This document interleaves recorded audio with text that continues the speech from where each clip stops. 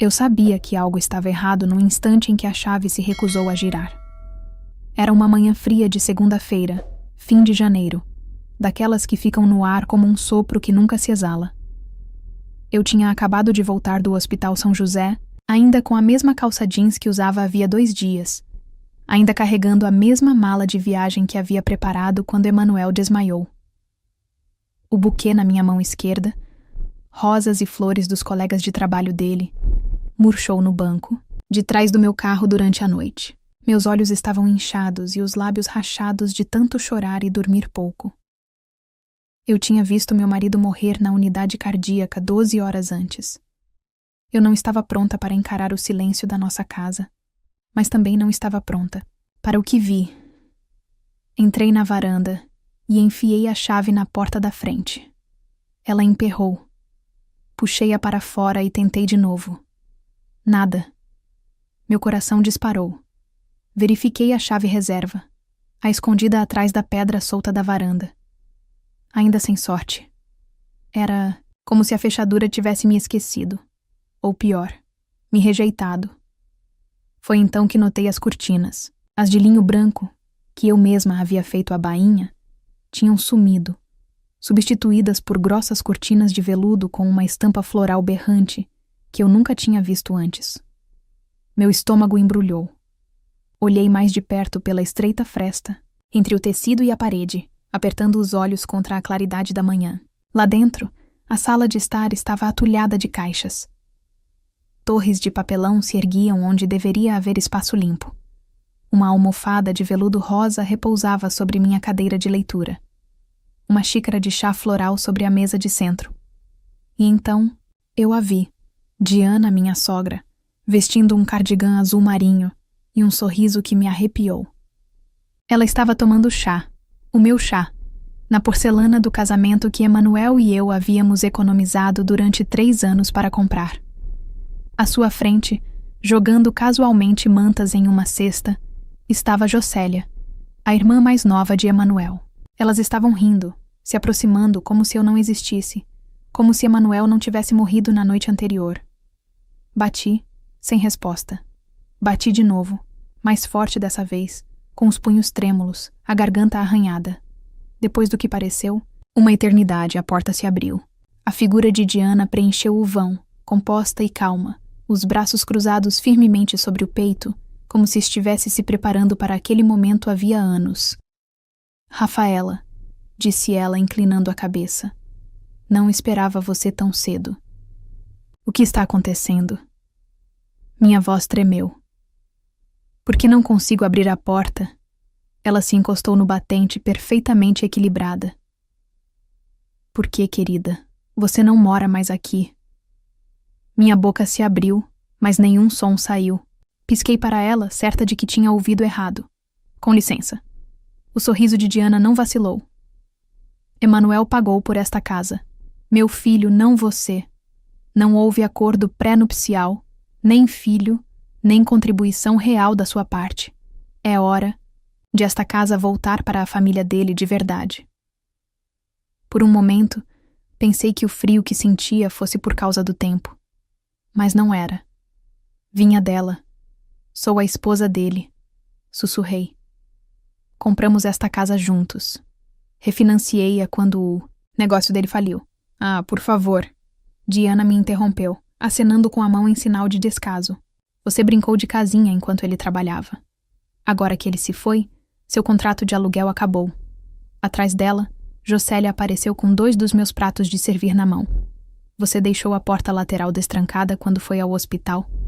Disse ela, com um sorriso irônico. Achamos que você não se importaria. Senti meus joelhos fraquejarem e ri, não de humor, mas com o tipo de descrença vazia e atordoada que brota quando a realidade se choca de forma tão brusca que não consigo suportar.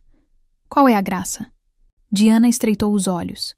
Eu me recompus e enxuguei uma lágrima que eu nem tinha certeza se ainda era de tristeza. Você está desempacotando travesseiros e servindo chá em uma casa que acha que lhe pertence.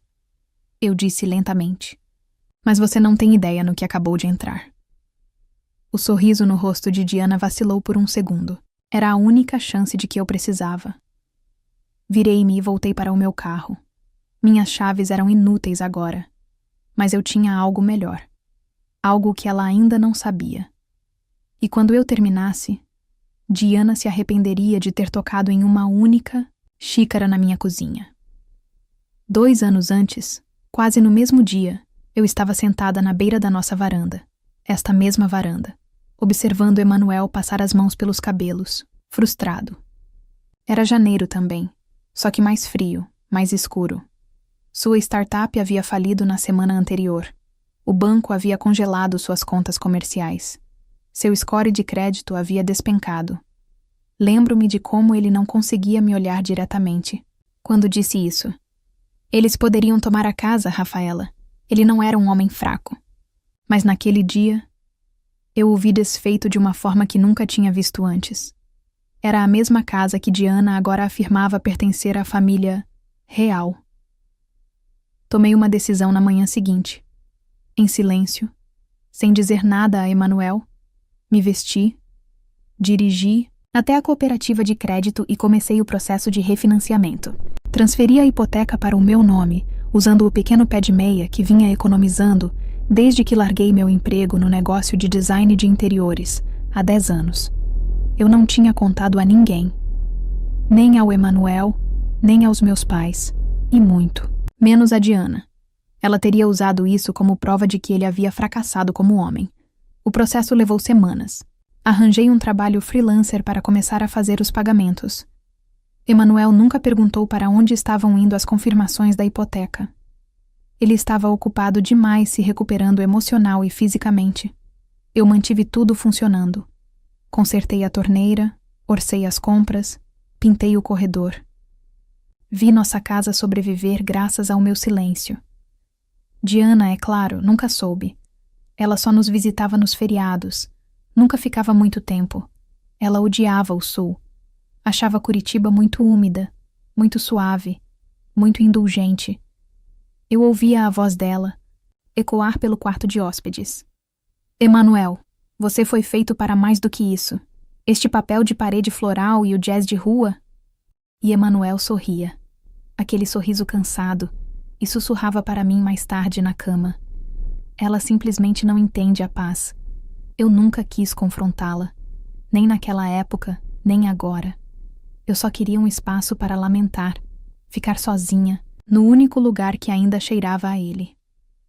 Em vez disso, ela trocou as fechaduras. Fiquei sentada no meu carro, do lado de fora de casa, por um longo tempo depois daquele confronto.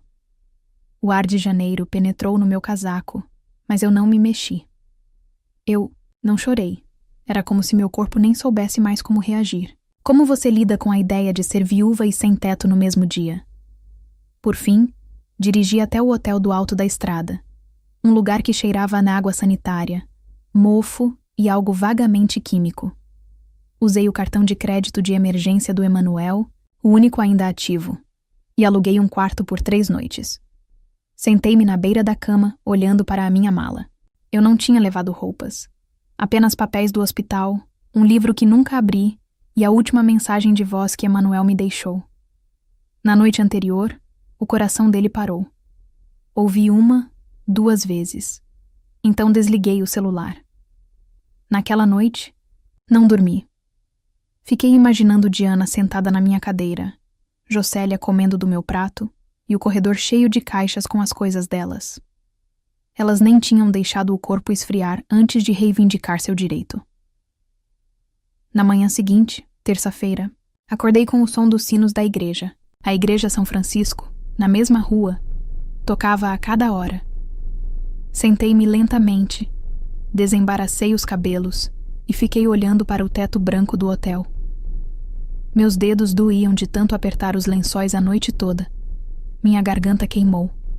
E então, fiz algo que nunca imaginei fazer. Peguei o telefone e liguei para a casa funerária. Bom dia. Uma voz gentil atendeu. Casa Funerária São José. Aqui é Margaret. Sim, eu disse com a voz mais firme do que eu esperava. Aqui é Rafaela Monteiro.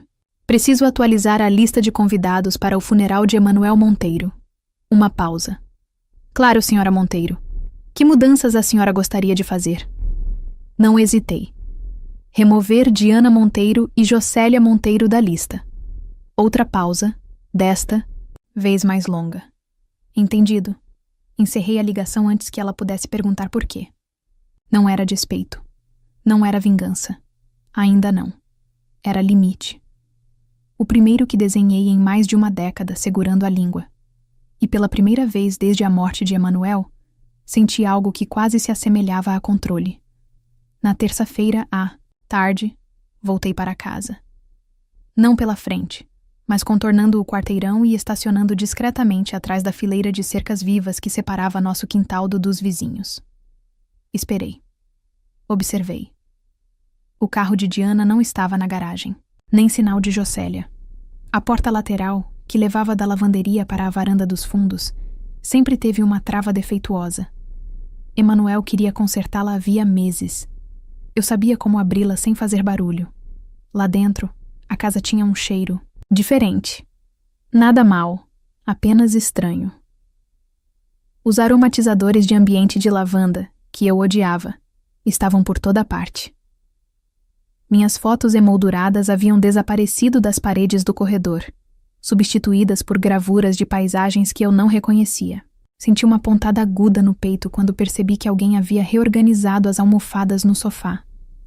O lado de Emanuel estava vazio. Nenhum cobertor, nenhuma caneca de café, nenhum vestígio. Eu não tinha tempo para lamentar. Agi rapidamente. O escritório de Emanuel ficava nos fundos da casa, entre o quarto de hóspedes e a lavanderia. Um quartinho sem janelas, cheio de fios, livros e o cheiro da colônia dele. Diana odiava aquele espaço. Ela o chamava de ferro velho digital. Por isso, imaginei que ela não tocaria nele. Eu tinha razão. O quarto estava exatamente como ele o deixara. Caótico, excessivamente organizado daquele jeito que só ele entendia. Papéis empilhados em colunas, recibos meio organizados, pendrives etiquetados com sua letra caprichada, toda em letras maiúsculas. Fiquei parada na porta por um instante, deixando o silêncio me envolver como uma segunda pele. Então comecei a trabalhar. Na gaveta de cima, recibos de um trabalho freelancer. Na segunda gaveta, cartões de visita, pendrives antigos e um bilhete lembrando-o de cancelar uma consulta no dentista. Vasculhei tudo, sem saber o que procurar, apenas buscando uma lembrança, ou talvez uma assinatura. Qualquer coisa que pudesse me unir a ele, a este lugar e a mim. E então eu vi uma pasta preta e fina, espremida entre dois manuais de instruções em sua mesa. Na parte superior, com sua letra inconfundível. Acordo pós-nupcial. Não descarte. Fiquei paralisada. Nunca assinamos um acordo pré-nupcial, nem uma vez. Casamos na casa dos 30 e poucos anos, falidos, mas apaixonados, confiando um no outro implicitamente. Emanuel brincou que a papelada arruinou o romance, mas ele era um louco por correio. Abri a pasta lentamente. Dentro havia 3 páginas impressas em papel timbrado, datado de 2 semanas após o nosso 2º aniversário. Procurei meu nome, o nome dele, assinaturas, termos, e lá estava, sob uma cláusula destacada. Em caso de falecimento do marido, todos os bens em comum, incluindo imóveis, serão transferidos integralmente para Rafaela Monteiro, a menos que especificado de outra forma em testamento. Não havia testamento, mas este era vinculativo. No fundo da pasta, encontrei uma folha de caderno dobrada. A caligrafia era inconfundível. O olhar descontraído de Emanuel, tinta mais escura que o normal. 3 linhas curtas. Se você está lendo isso, significa que algo terrível aconteceu. Se a mamãe tentar alguma coisa, mostre isso ao seu advogado. Você sabe como ela é. Guarde isso em segurança, Raquel. Minha respiração ficou presa. Era a primeira vez que eu via a letra dele desde o hospital. A curva do R no meu nome, como um bilhete passado na aula. Meus joelhos cederam e tive que me sentar. Li o bilhete 2, 3 vezes. Meu coração doía com algo complexo demais para nomear. Dor, vingança, culpa, talvez até gratidão.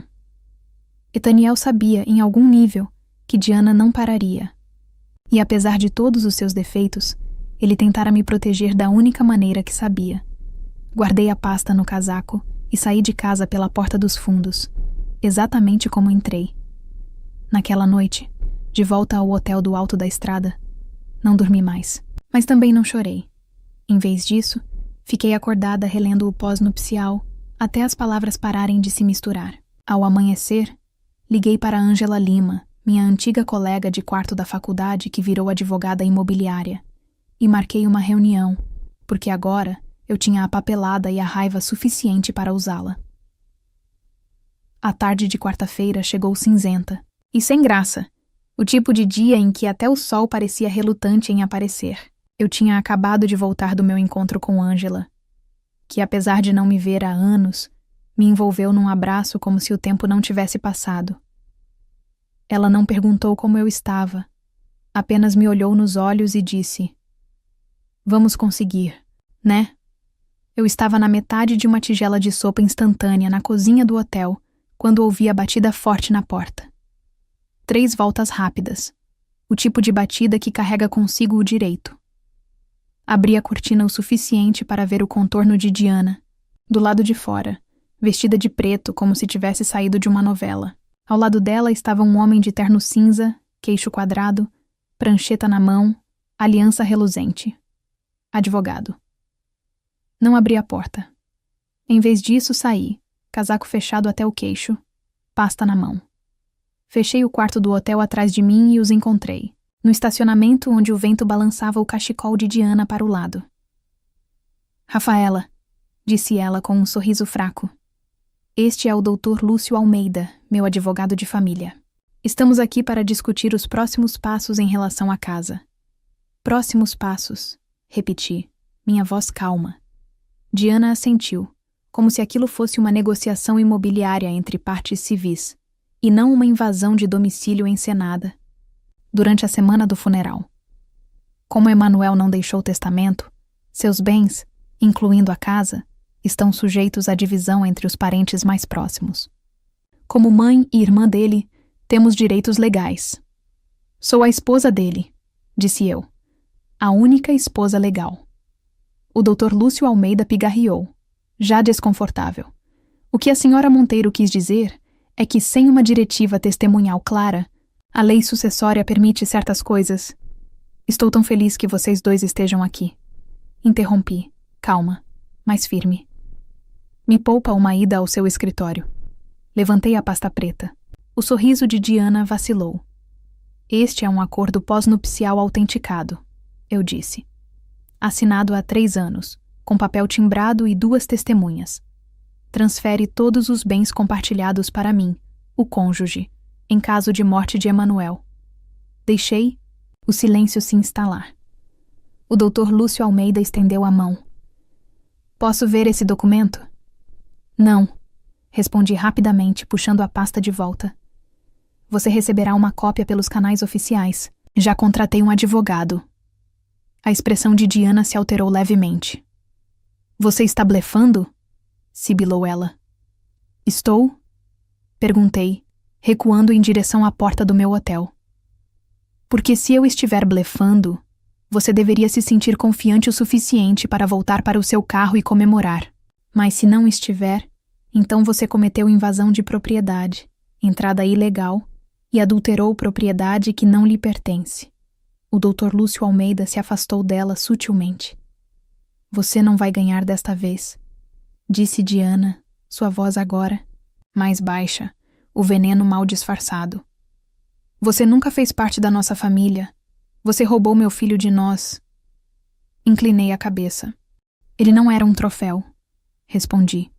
"Ele era um homem, e eu não o roubei.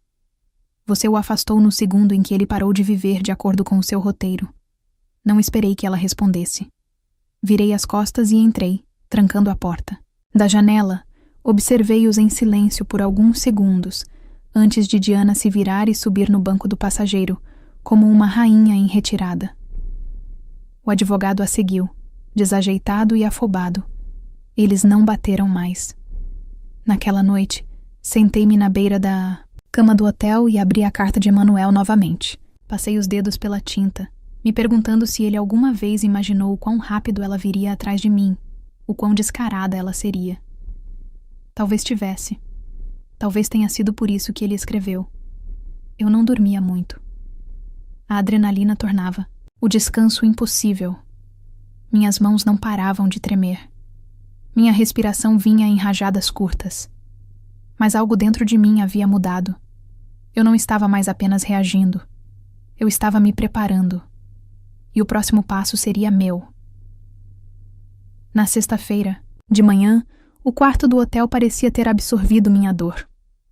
O ar estava carregado de borra de café úmida e envelopes fechados. Eu estava sentada à pequena mesa dobrável, tentando me concentrar em organizar os preparativos do funeral novamente. Música, elogio fúnebre, mapa de lugares, quando notei o envelope. Sem selo, sem endereço do remetente, apenas deslizado por baixo da porta em algum momento da noite. Fiquei olhando para ele por um longo tempo antes de pegá-lo.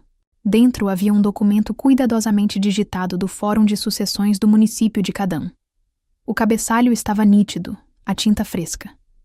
Meu nome estava impresso em negrito perto do topo. Rafaela Monteiro, respondente. Meu pulso disparou. A quem possa interessar. Este fórum recebeu uma petição formal, apresentada pela senhora Diana Monteiro, mãe do falecido Emanuel Monteiro, contestando a validade da transferência de propriedade e do acordo pós-nupcial datados de 5 de junho, 3 anos antes. A requerente alega que houve influência indevida. Sofrimento mental e coerção podem ter impactado as decisões do Sr. Monteiro nos meses que antecederam sua morte. Parei de ler. Ela me acusava de manipulá-lo, de controlá-lo enquanto ele era fraco, de explorar o homem que eu amava para roubar sua casa. Deixei a carta cair sobre a mesa como se ela queimasse minha pele. A raiva que me inundou foi lenta e quente, como um melaço sobre o fogo. Não explosiva, nem alta. Apenas firme, apenas definitiva. Peguei meu telefone e liguei para Ângela. Imaginei que você ligaria, ela disse, antes que eu pudesse dizer qualquer coisa. Ela está dizendo que eu o coagi. Eu disse categoricamente. Que eu o forcei a assinar o acordo pós-nupcial. Ah, voz de Ângela estava calma. Calma demais. Isso não é novidade. É o que as pessoas fazem quando não tem base legal. Jogam lama e esperam que algo grude. Ela quer levar tudo, sussurrei. Não só a casa. Ela quer reescrever quem ele era, quem nós éramos. Ela quer controle, corrigiu Ângela. Não se trata de dinheiro, Rafaela. Nunca foi. Olhei para o canto do teto, sentindo o ar frio do hotel envolver meus tornozelos. Quero lutar com ela, eu disse. Não apenas impedi-la. Quero acabar com ela. Ângela fez uma pausa. Então, seu tom mudou. Aço, sob veludo. Ótimo. Mas fazemos isso com inteligência. Você não fala com ela. Você não responde. Você me deixa construir isso como um muro, um tijolo de cada vez. Desligamos. Olhei para a carta do fórum por um longo tempo. Depois, a dobrei, coloquei de volta no envelope e a guardei na minha mala. Naquela tarde, recebi uma mensagem de texto de um número que eu não via havia mais de 1 ano. Joaquim Andrade, ex-sócio do Emanuel. Oi, Rafaela. Não quero me envolver, mas a Diana entrou em contato.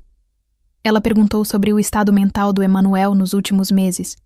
Queria saber se eu tinha e-mails, informações médicas, qualquer coisa sobre confusão ou esquecimento. Eu não disse nada, mas ela mencionou aquela reunião com investidores. Lembra?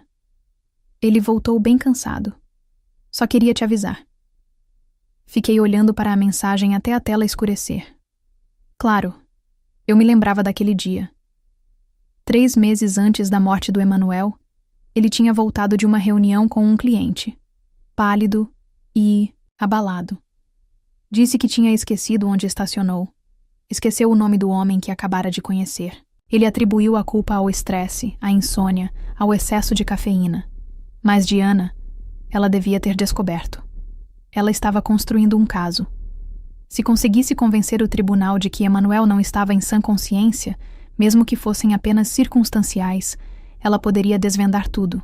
Influência indevida era difícil de refutar, especialmente se viesse com sussurros, familiares preocupados e perguntas sem resposta.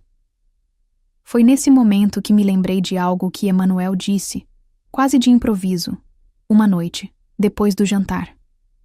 Tenho uma consulta na Clínica Neurológica São Miguel na semana que vem, ele disse. Neurologia só para descartar qualquer possibilidade. Provavelmente nada. Eu não tinha ido com ele. Ele me disse para não me preocupar.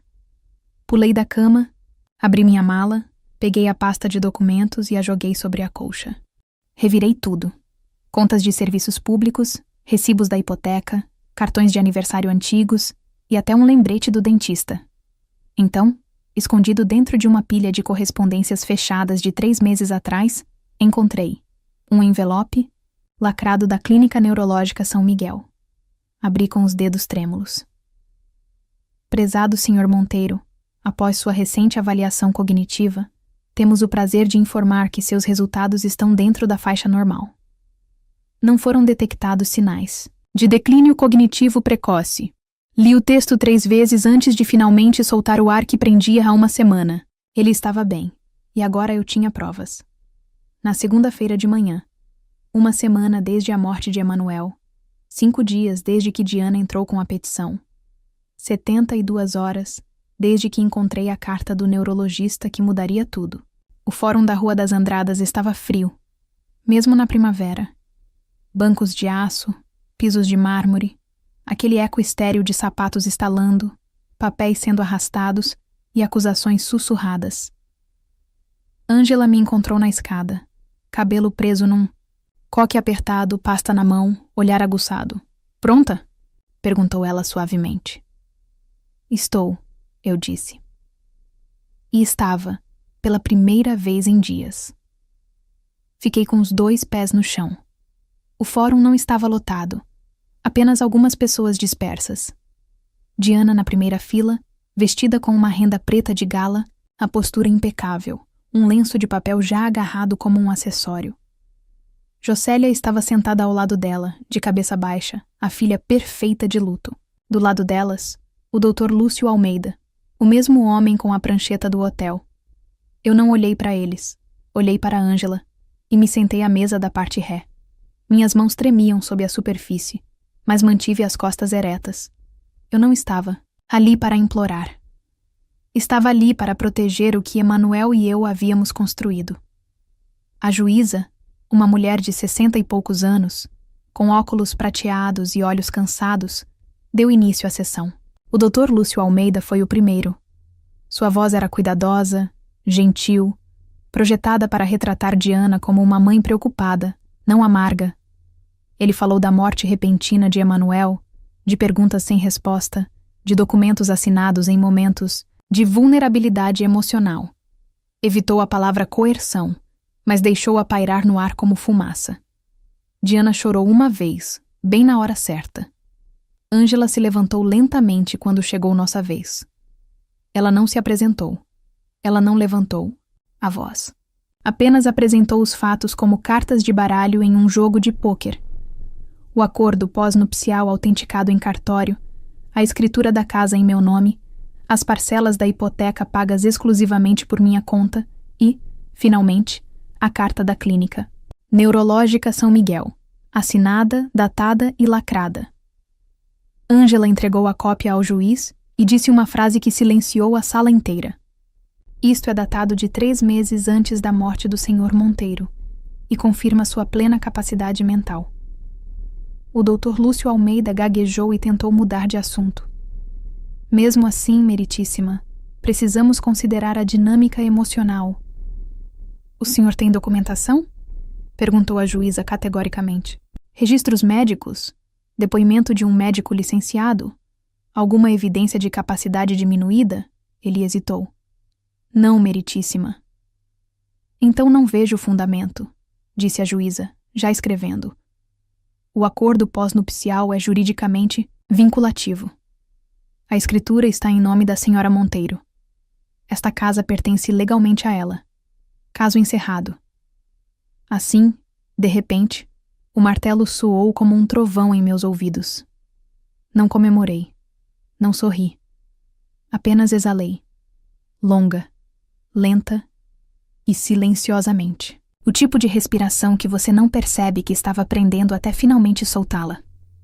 Do lado de fora do fórum, o céu era de um azul profundo. Pássaros cantavam nos carvalhos como se nada tivesse acontecido. Eu não esperava que ela me seguisse. Mas ela veio. Diana me alcançou na escadaria do fórum, os saltos estalando como tiros em pedra. Você pode ter ganhado a casa, disse ela com a voz cristalina, mas nunca vai me apagar. Eu sou a mãe dele. Virei-me lentamente. Você já se apagou? Eu disse. Ela piscou. O quê? Você se apagou no momento em que tentou reescrever quem ele era. No momento em que invadiu nossa casa, roubou as coisas dele e mentiu sob juramento. Emanuel sabia quem você era, Diana. Foi por isso que ele escreveu a carta. Foi por isso que ele assinou o pós-nupcial. O rosto dela se contraiu. Não muito, mas o suficiente. Inclinei-me. E se você chegar perto de mim de novo, não precisarei de um tribunal para me proteger. Já pedi a ordem de restrição. Ela deu um passo para trás. Você não pode me impedir de ir ao funeral dele, sibilou. Já fiz isso. Respondi, sem levantar a voz. Liguei para a casa funerária São José na manhã seguinte a sua troca de fechaduras. Seu nome está fora da lista. Se aparecer, eles vão te escoltar para fora. A boca dela se contorceu. Sua vingativazinha? Não, eu disse, interrompendo-a. Não sou vingativa. Sou livre. E fui embora de cabeça erguida, sem olhar para trás. A capela cheirava a lírios e cera de cedro.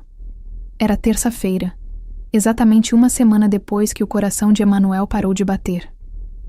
O culto estava marcado para o meio-dia, mas às 11h15 da manhã os bancos já estavam lotados. Amigos, vizinhos, alguns antigos clientes de Emanuel, alguns vindos de Belo Horizonte, outros de Recife. Muitos não nos viam havia anos. Sinto muito, sussurravam enquanto me abraçavam. Ele te amava tanto. Ele sempre falava dos seus planos para o jardim. Disse que você era a única calma que ele conhecia. Assenti, sorri suavemente, engoli palavras que não podia dizer. Ângela chegou pouco antes das 11h30 e sentou-se calmamente perto da frente. Não, como minha advogada hoje, mas como amiga. Ela não disse nada. Não precisava. Os músicos afinavam em silêncio num canto. O ministro estava perto do altar, folheando as notas. A urna estava sobre uma mesinha forrada de veludo azul, a cor favorita de Emanuel. Eu mesma a havia escolhido. Então eu as vi.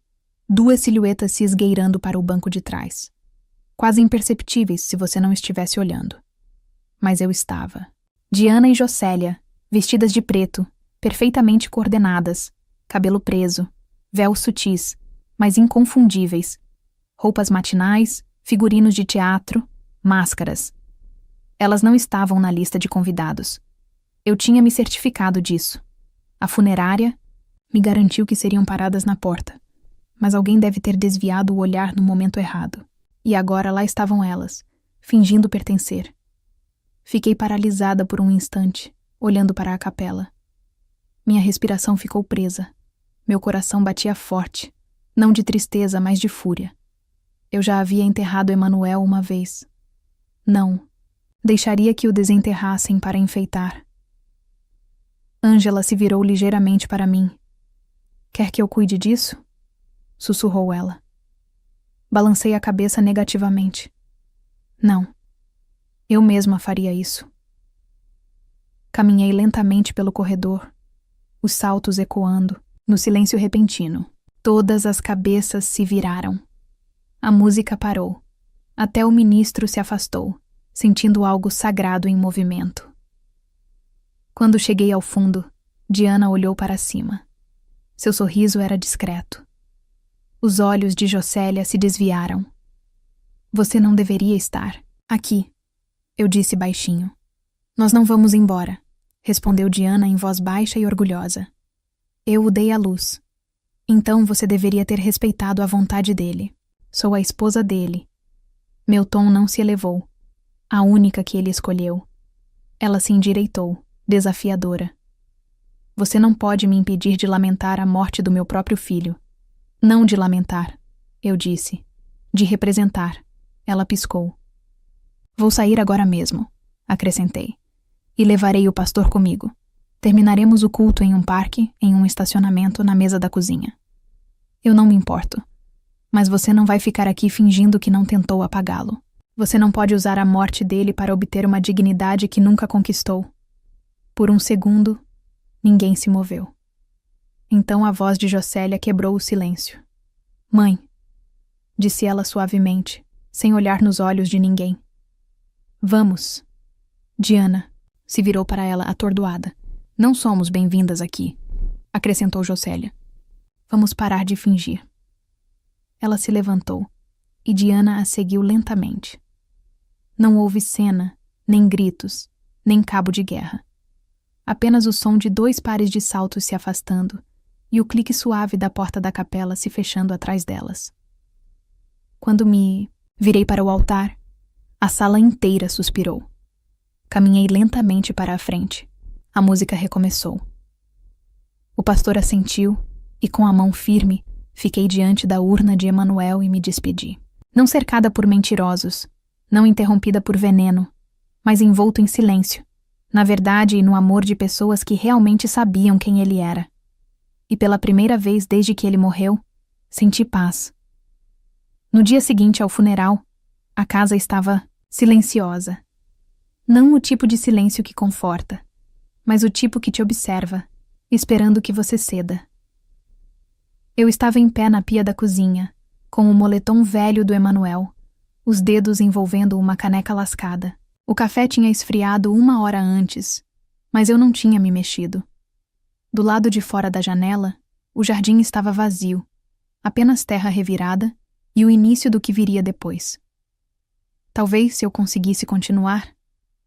Virei-me lentamente, meio que esperando ver Emanuel sentado à mesa, cantarolando alguma música desafinada, com as pernas erguidas como sempre fazia. Mas a cadeira estava vazia. A caneca era dele. O silêncio era meu. Eu havia sobrevivido ao funeral, sobrevivido ao fórum, mas não havia parado de esperar que a outra bomba caísse. Então, quando olhei pela janela da frente e vi o carro da Mi, Diana estacionado do outro lado da rua, não fiquei surpresa. Era cedo. Mal eram 7 horas. O motor estava desligado. As janelas estavam meio abaixadas. Uma leve fumaça de cigarro subia pelo ar. Ela ficou imóvel, com as mãos apoiadas no volante, olhando fixamente para a frente. Não bateu, não se aproximou, apenas observou. Eu também não me mexi. Não liguei para Ângela. Não tirei uma foto para provar. Apenas peguei meu café, caminhei calmamente até a varanda e fiquei ali, descalça, cabelo despenteado, caneca na mão. Meu olhar cruzou com o dela. Ela jogou o cigarro pela janela. O carro ligou com um ronco. E então, ela foi embora. Sem ameaças, sem gritos, sem a palavra final. Simplesmente sumiu. Mas eu sabia que não era rendição. Era retirada. Um lembrete. Sua maneira de dizer que eu ainda existo. Voltei para dentro, tranquei a porta e respirei fundo. Naquela noite, não dormi. Não de medo. Não mais. Mas de algo mais silencioso, mais pesado, como se meu corpo ainda estivesse se preparando para o impacto, mesmo depois de o perigo ter passado. Por 3 dias ela não voltou. Passei esse tempo limpando, organizando os arquivos do Emanuel, tocando em cada gaveta e superfície que ele já usara. O processo foi brutal. Cada recibo, uma lembrança. Cada caneta com a marca da mordida, um pequeno corte no peito. Na terceira, tarde, encontrei seu antigo caderno de jardinagem, aquele que ele costumava preencher com planos, rabiscos e sonhos de um quintal onde as coisas pudessem crescer sem julgamentos. Ele havia desenhado as margaridas, etiquetado cada semente e até colado um pacote com um bilhete. Para vocês um dia quando estiverem prontos. Eu não estava pronta, mas mesmo assim fui para fora. Cavei onde ele havia marcado, revolvi a terra com as mãos nuas, plantei cada semente, reguei-as delicadamente, sentei-me ao lado delas enquanto o sol se punha e, por um momento, esqueci os processos, as acusações, o mapa de lugares para o funeral. Lembrei-me das mãos dele, do riso dele, do chapéu idiota de jardineiro. E quando voltei para a porta da frente naquela noite, encontrei o envelope. Sem selo, sem letra, apenas 5 palavras impressas em negrito numa folha de papel comum. Esta casa será sempre minha. Fiquei olhando para ela por um longo tempo, então ri. Não com amargura, não de raiva, apenas levemente, com algo que soava como alívio. Ela não tinha mais nada, nenhuma reivindicação, nenhuma prova, nenhuma presença. Apenas 5 palavras de uma mulher que já havia sido removida do meu testamento, do meu casamento, da minha vida. Levei o papel para fora, caminhei até o jardim, cavei um pequeno buraco no solo, sob o canteiro de margaridas do Emanuel, enterrei a carta bem fundo e a cobri com terra e fertilizante. Pensei que talvez algo bom pudesse brotar dali. Limpei a sujeira dos meus dedos e sussurrei: "Você não me assombra mais." Então, entrei e fiz chá com canela, porque Emanuel sempre dizia que a tristeza precisava de algo doce. A primavera chegou mais cedo naquele ano. O ar cheirava a terra revirada e flores de limão. O jardim lá fora, antes apenas terra escura e sonhos rabiscados no caderno do Emanuel, começava a se mexer. Brotos brotavam da terra, pequenos e teimosos. Coisas verdes lutavam para abrir caminho, em direção ao sol. Todas as manhãs, eu os observava com café na mão, embrulhado na camisa de flanela do Emanuel. Sem bagunça, sem expectativas, apenas respiração. Não tive mais notícias de Diana. Nenhuma carta, nenhum telefonema, nem outro carro estacionado do outro lado da rua. Se era a ordem de restrição, o jardim ou simplesmente a verdade finalmente se consolidando, eu não sabia. E não me importava. Ela não estava mais presente. Apenas uma sombra no espelho retrovisor. Um verbo no passado. A casa mudava conforme a estação. Pintei o quarto de hóspedes de um verde sálvia suave. Tirei as fotos que ela havia substituído e coloquei novas, minhas e do Emanuel no lago, do nosso cachorro Max antes de falecer, de pores do sol que perseguimos, em vez de discussões que evitamos. Limpei o escritório, mas deixei uma gaveta intocada. A gaveta dele. Não como um santuário, apenas como uma promessa. Algumas noites, eu me sentava perto da janela e conversava com ele em voz alta sobre o jardim, sobre as margaridas, sobre como, de alguma forma, eu ainda estava ali. Eu não esperava respostas, mas às vezes o vento mudava, na medida certa, e eu me sentia menos sozinha. Também voltei a trabalhar. Não por desespero, mas por escolha própria. Reabri meu negócio de design de interiores. Pequeno no início, um cliente de cada vez. Uma viúva em luto que queria repintar a cozinha para que ela se parecesse menos com o espaço dele. Um casal de aposentados construindo um solário para cultivar orquídeas. Uma jovem que tinha acabado de deixar o noivo e queria que seu apartamento parecesse o dela novamente. Eles não conheciam a minha história, mas eu via pedaços de mim em cada um deles. Eu projetava como se estivesse plantando, com cuidado, com visão, com um tipo de poder silencioso. Numa manhã de sábado, enquanto eu aparava o alecrim na janela da cozinha, notei que um envelope havia chegado pelo correio. Sem ameaças. Apenas um cheque. Um reembolso da casa funerária São José. O cartão dentro dizia: "Você lidou com tudo com elegância." Emanuel teria ficado orgulhoso. Sem assinatura, sem endereço do remetente. Mas eu reconheci a letra. Era da Jocélia. Guardei o bilhete. No verso do diário de jardinagem do Emanuel. Não mudava o passado. Não consertava nada. Mas era alguma coisa. E alguma coisa bastava. No início do verão, as margaridas floresceram em plenitude. Uma explosão de dourado e laranja, tão brilhantes que quase pareciam fogo. Sentei-me ao lado delas, descalça, com a terra sob as unhas e o sol nas bochechas, e sussurrei a última coisa que precisava dizer. Eu não venci porque tirei algo de você, Diana. Eu venci porque me recusei a deixar você me levar. O vento farfalhava entre as folhas.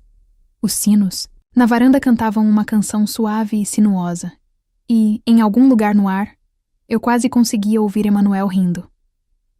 Sempre dizem que a dor desaparece com o tempo. Não. Ela muda. Ela se desloca. Ela suaviza nas bordas, talvez, mas nunca desaparece. Ela simplesmente se incorpora à sua rotina, ao chá que você faz de manhã, ao silêncio entre as músicas no rádio, ao jeito como sua mão ainda alcança alguém que não está lá. Emanuel se foi. Essa é a verdade. Mas assim também a mulher que eu costumava ser. A mulher que mantinha a paz a qualquer custo.